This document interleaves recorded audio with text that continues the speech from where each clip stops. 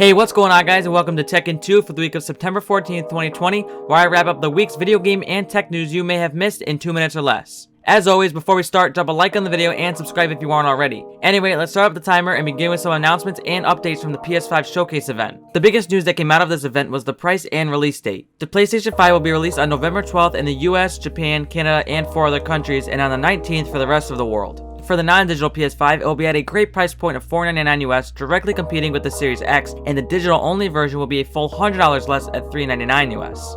So let me know, will you guys be picking up a PS5, and if you are you going with the non-digital or digital version? Personally, I won't be picking up one anytime soon, possibly waiting for a price cut next year, or you know, whenever Sony decides to sponsor me and send me a review unit to keep. Hint hint Sony, I want one for free. I love you guys, please.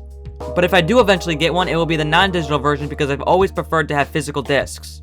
Anyway, back to the event, we got another Resident Evil 8 trailer. It showed off more of the village, what it contains, enemies, and what seems to be a creepy cult prayer for just a split second. However, what I did find the most interesting is the unknown character at the very end of the trailer. When I first watched it, I couldn't tell what he was saying, but after watching it back a few times, it is clear that he says, quote, "If it's just looking, window shop away," pointing at the fact that this could be a merchant telling the player to just shop around.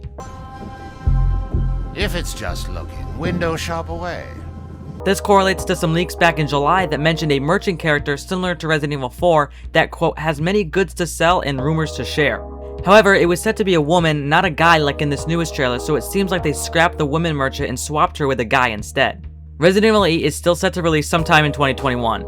Quick side note, I just got news that RE8 will have a 2-hour demo next week during the Tokyo Game Show, which will definitely give us a ton of new info, so stay tuned for updates with that super long showcase. Also during the event, some more of the bigger games announced or games shown again were Final Fantasy XVI, gameplay for Spider-Man Miles Morales on PS5, a trailer for a new Harry Potter game called Hogwarts Legacy, Demon's Souls Remake gameplay on PS5, a new Five Nights at Freddy's, and there was another service included with PS Plus, PlayStation Plus Collection, which will allow PS Plus subscribers to play most PS4 games on PS5 at no extra cost. And finally, probably the most surprising, a sequel to 2018's God of War reboot was announced, and it is coming in 2021.